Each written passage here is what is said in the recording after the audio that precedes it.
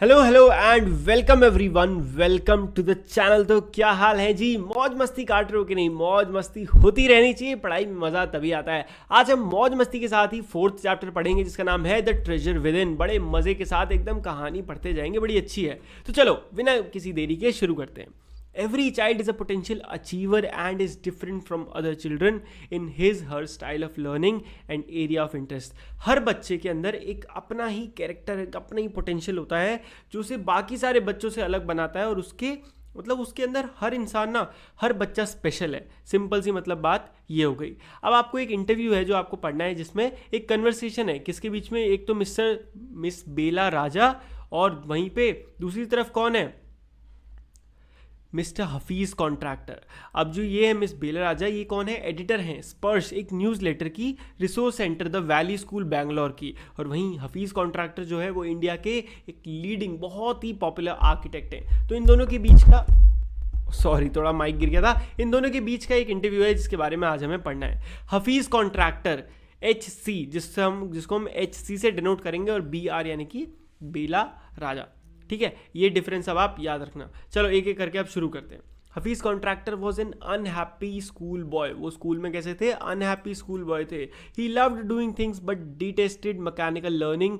Mathematic give him the शिवर्स। मतलब वो बचपन में ना मैथ से, मैकेनिकल से बहुत ही डरते थे। What his principal one said to him influenced him deeply.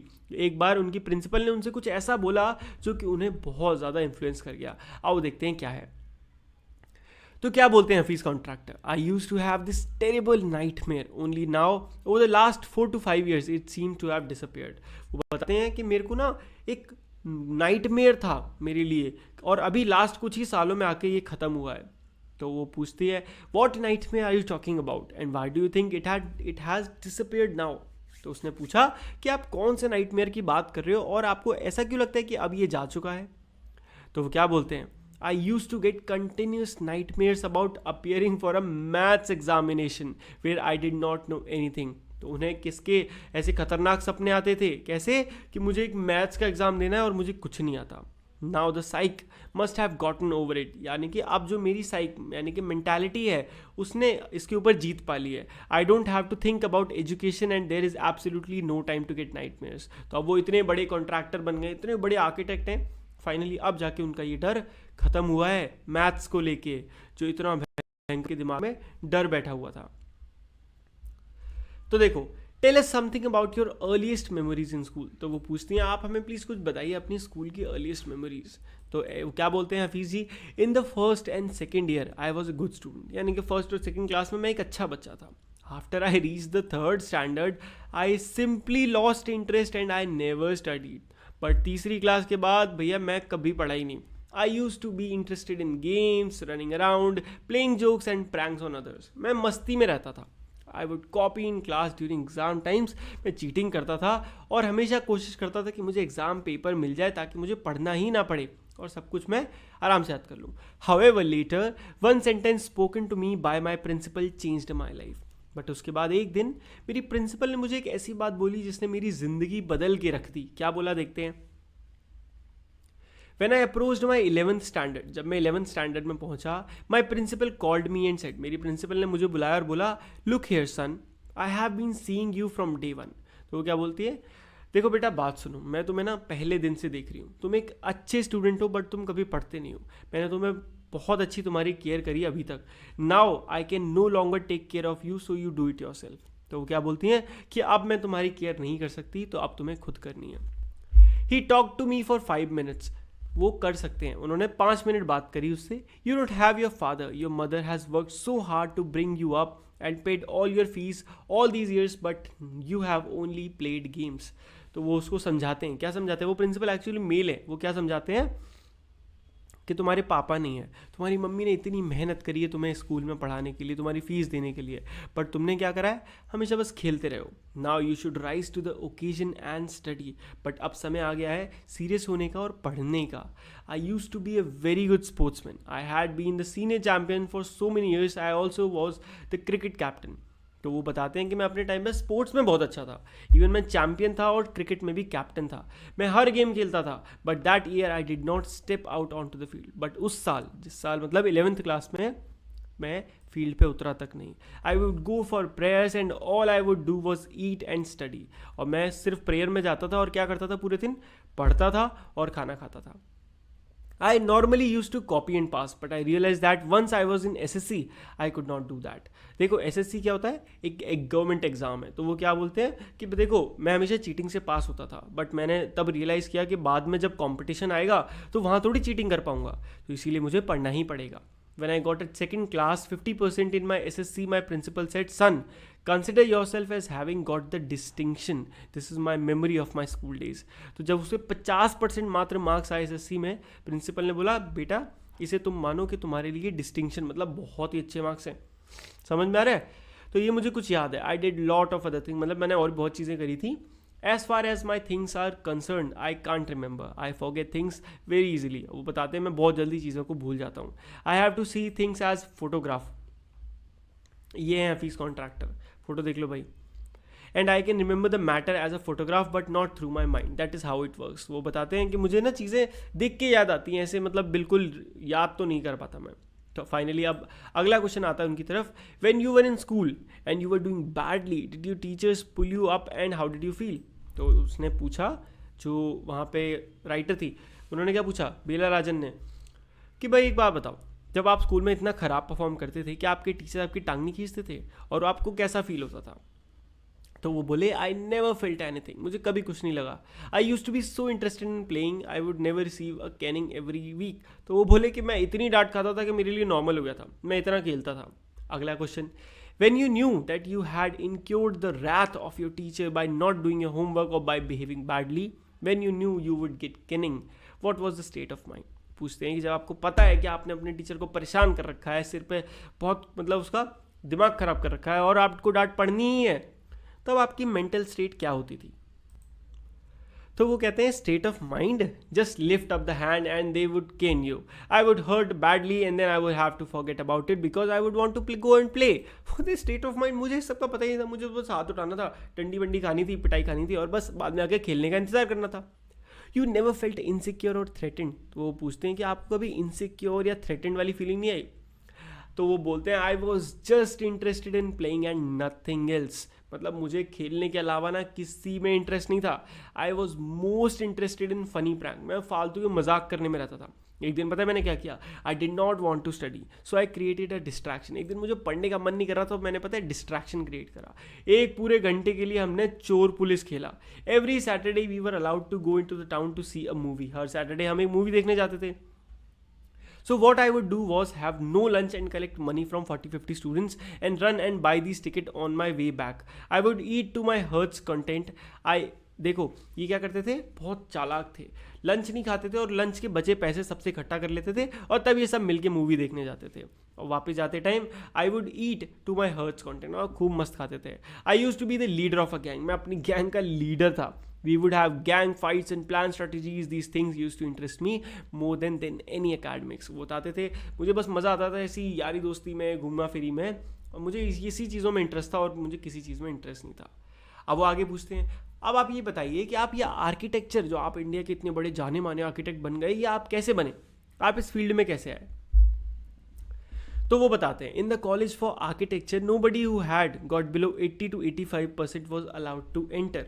देखो जब उनका एग्ज़ाम हुआ था तो भाई आर्किटेक्चर कॉलेज में 80 से 85% यानी कि 80 to 85 वालों को ही एंट्री थी. मेरे पास थी मात्र 50% और मैं आर्मी ज्वाइन करना चाहता था. I got my admission letter but my aunt tore it up. Even मेरा आर्मी का एडमिशन लेटर भी आ गया, बट मेरी जो आंट थी उन्होंने उसे फाड़ दिया. Then I decided I want to join the police force. उसके बाद मैंने डिसाइड करा कि अब मैं पुलिस ज्वाइन करूंगा. मेरी मदर ने बोला नहीं, पुलिस ज्वाइन करने की कोई ज़रूरत नहीं है, तुम चुपचाप अपनी ग्रेजुएशन करो. तो मैं कहाँ चला गया, आई वेंट टू जय हिंद कॉलेज इन बॉम्बे. मैं बॉम्बे की जय हिंद कॉलेज में चला गया. वहाँ पे there I either take French और German. Though I had studied French for 7 years, I did not know 7 words of French. अपने स्कूल में उन्होंने 7 साल. अब वो जनरल ग्रेजुएशन करने चले गए कहाँ, बॉम्बे. अब बॉम्बे में वहाँ पे उन्हें एक ऑप्शन मिला फ्रेंच या जर्मन.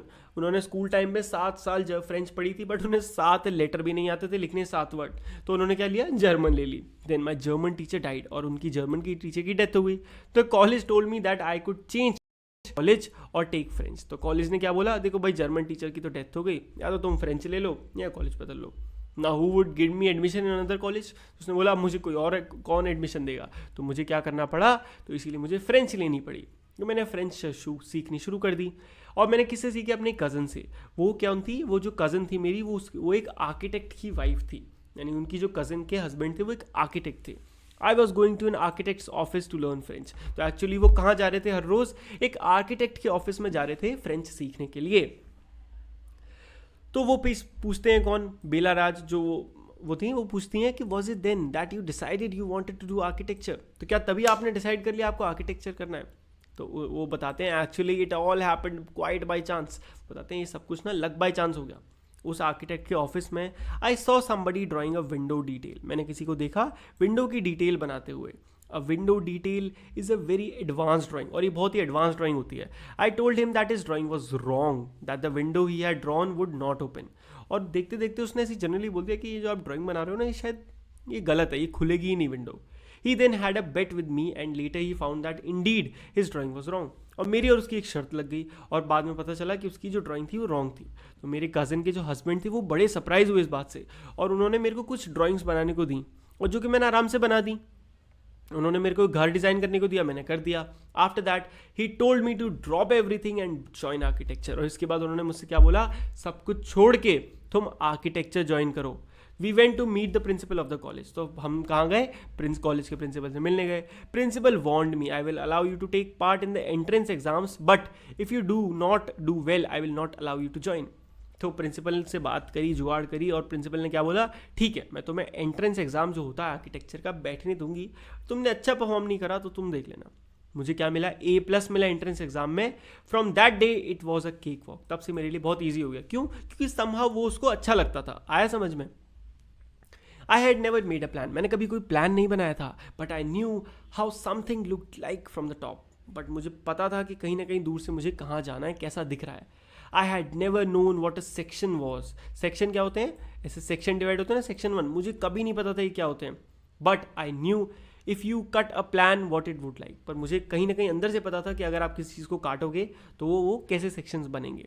मतलब उनके अंदर एक नेचुरल वो चीज़ थी। I stood first class throughout, मैं हमेशा फर्स्ट आता रहा। I believe that all this understanding came from what I use to play and do during school. वो क्या कहते हैं, अब मुझे ऐसा लगता है कि शायद ये मेरे अंदर जो जितनी भी अंडरस्टैंडिंग आई है ये कहाँ से आई है, ये मेरे खेलने कूदने इन सब से आई है।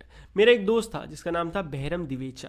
We use to have competitions between us designing fort, guns, ammunition. और मैं अपने दोस्त के साथ कॉम्पिटिशन करता था कि कौन जल्दी डिज़ाइन करेगा। Each of us would design something different in an effort to be different. हम कोशिश करते थे अलग से अलग कुछ ना कुछ बनाने की हमेशा। In school, when I was in the 2nd or 3rd standard, one of my teachers, Mrs. Gupta, saw my sketches and told me, see, you are useless in everything, but your sketches are good. When you grow up, you become an architect. तो उन्हें जब वो ऐसे architect field में गए तब उन्हें याद आता है कि चलो जब मैं 3rd क्लास में था तब मेरी एक टीचर ने बोला था, देखो वैसे तो तुम कतई नल्ले हो, किसी काम में अच्छे नहीं हो, बट तुम्हारे स्केच अच्छे हैं, तुम बड़े होकर आर्किटेक्ट बन सकते हो। उस समय मुझे कुछ पता ही नहीं था, बट लेटर जब मैं आर्किटेक्ट बना तब मैं उनसे मिलने गया और मैंने उनको ये बात बताई।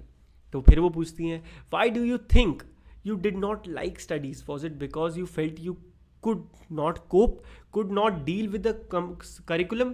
तो वो पूछती हैं कि भाई आप पढ़ने में क्यों नहीं आपको मज़ा आता था, क्या आपको लगता था कि आप पढ़ाई कर नहीं पाओगे, करिकुलम को, सिलेबस को हैंडल नहीं कर पाओगे। तो वो बताते हैं I was very bad at languages. मतलब मेरी लैंग्वेज जो सब्जेक्ट थे ना बहुत ही ख़राब थे। साइंस एंड ज्योग्राफी मेरे लिए ठीक था, मैथ्स तो मेरी चलो बहुत ही ख़राब थी जिसमें मैं इंटरेस्टेड ही नहीं था, बट मैं पढ़ रहा था सिर्फ पढ़ने के लिए। What they taught me today, but somehow जो मैंने आज सीखा I would forget after 2 days। मतलब मेरे लिए तब क्या था, जो मैं आज पढ़ता हूँ 2 दिन में भूल जाता हूँ, और ना मैं कोशिश करता था उसको अपने दिमाग में अप्लाई करने की। फिर पूछती हैं, did you think that what they taught in school was boring, और did you feel that once you misunderstood the concept of what was being taught you lose interest in rest of the lesson. तो उनसे फिर पूछती हैं कि क्या आप जो स्कूल में पढ़ाया जाता आपको बोरिंग लगता था, या फिर जो चीज़ आपकी समझ में आ जाती थी या कुछ टाइम बाद आपको वो इंटरेस्टिंग लगती भी थी। तो क्या बताते थे कि देखो बोर्डिंग स्कूल में मैं रहता था और वो बहुत ही डिफिकल्ट था, हम सिर्फ एक एक करके दिन काट रहे थे। Nowadays there are so many test, अब तो कितने टेस्ट होने लग गए हैं, यूनिट टेस्ट, ये टेस्ट, हाफ ईयरली। तब के टाइम सिर्फ we had test, we used to just copy. बहुत ही कम टेस्ट होते थे और हम उसमें सिर्फ कॉपी करते थे, चीटिंग करते थे। The teacher thought that we had done our work, और टीचर को लगता था कि हमारा काम हो गया, बात खत्म। अब वो फिर पूछते हैं, there is a contention that giftedness and learning disabilities go hand in hand, do you think this applies to you? तो देर इज अ कंटेंशन यानी कि ऐसा माना जाता है कि गिफ्टेडनेस एंड लर्निंग डिसेबिलिटीज, यानी कि किसी इंसान के अंदर एक नेचुरल गिफ्ट होना और उसके अंदर लर्निंग डिसेबिलिटीज़ की वो चीज़ों को याद ना कर पाए, ये साथ में चलती है। कहने का मतलब अगर कोई बंदा क्रिकेट में बहुत अच्छा है, सचिन तेंदुलकर, तो जनरली देखा गया कि वो पढ़ाई में बहुत ही डाउन है। क्या आप भी ऐसा ही मानते?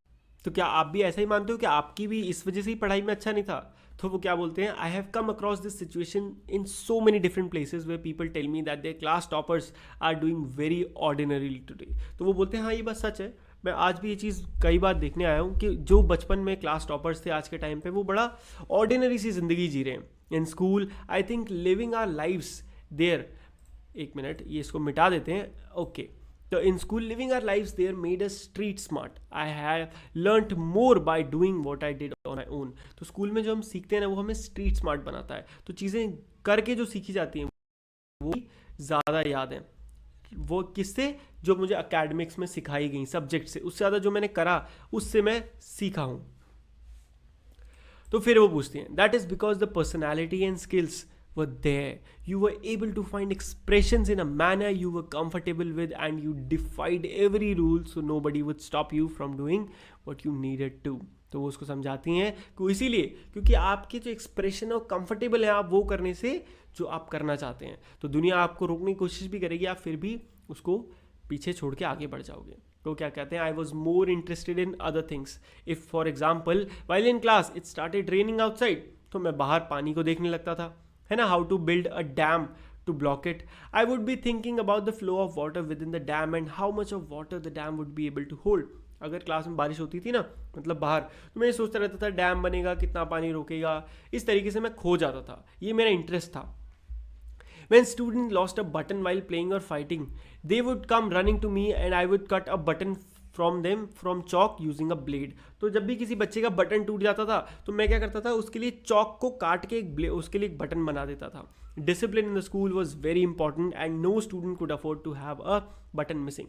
वो कहते थे डिसिप्लिन बहुत ज़रूरी है, तो बटन तो भाई होना चाहिए। The student would get pass dinner with a full neat uniform and after that it did not matter. बस यूनिफॉर्म मतलब डिनर तक का टाइम काटना है, उसके बाद तो कोई टेंशन थी ही नहीं। अब बात करते हैं, coming to the present, how do you decide as to what kind of structure do you want to give a client. भाई देखो, अब आज की बात करते हैं, तो आज आप कैसे डिसाइड करते हैं कि किस तरीके का स्ट्रक्चर आपके क्लाइंट को चाहिए। वो कहते हैं कि मैं क्लाइंट की शक्ल देखता हूँ, उसके कपड़े देखता हूँ, और वो किस तरीके से बात कर रहा है वो देखता हूँ, वो कैसे खा रहा है वो देखता हूँ, वो टेस्ट कैसे ले रहा है वो देखता हूँ। तो इस तरीके से मैं लोगों से रिलेट करता हूँ और उनके साथ कंफर्टेबल होता हूँ, एंड देन बहुत ही स्पॉन्टेनियसली पेपर पे स्केच करता हूँ। That paper I give to my people in my office. तो मतलब वो क्या कहते हैं, मैं अपनी गट फीलिंग पे जाता हूँ, मैं जो फील कर रहा होता हूँ मैं वही उसको बनाता हूँ according to that person, and usually लोगों को वो पसंद आता है। तो वो कहती है कि आप इंस्टिंक्टिवली, मतलब बस अपने इंस्टिंक्ट के जो सही लग रहा है उसके अकॉर्डिंग करते हो। तो वो कहते हैं कॉल इट इंस्टिंक्ट। तो मैं अगर लग रहा है इंस्टिंक्ट तो इंस्टिंक्ट बोलो, पर मैं इसे कहता हूँ अरिथमेटिक और whatever. Now it comes to me like mathematics, but अब ये मेरे लिए मैथ्स की तरह हो गया है। Putting design, construction, psychology and sociology सब कुछ साथ में लगा के एक स्केच बनाओ, जिसको ही मैथ्स कहा जाता है। So, here we almost come to a full circle where Mr. Contractor has derived his own interpretation of mathematics, taking it from a subject he hated to a subject he now loves dealing with. वो क्या बोलते हैं, ये सब भी मेरी जो life है ना वो मैथ्स की तरह हो गई है, मैथ्स में भी ये सब चीज़ें होती हैं। तो हमने पूरा चैप्टर पढ़ा जिसमें हमने देखा कि कैसे जो बचपन में उन्हें चैप्टर बुरा लगता था, आज के सब्जेक्ट बुरा लगता था, आज के टाइम पे वो उनका कितना प्यार हो गया उन्हें उससे। तो बताना ज़रूर कमेंट करके आप अच्छे समझ में आया कि नहीं। बहुत ही डिटेल वाला चैप्टर था और थोड़ी नॉन स्टोरी वाला था, बट कोई नहीं जी, पढ़ना तो सब कुछ है अपने को, है ना। तो वीडियो को लाइक ज़रूर कर देना जिसने वो वीडियो अच्छी लगी हो, और चैनल को जिसने सब्सक्राइब नहीं करा है सब्सक्राइब मारो यार, क्या कर रहे हो। चलो मिलते हैं नेक्स्ट वीडियो में, तब तक के लिए goodbye, take care and मौज मस्ती करते रहिए।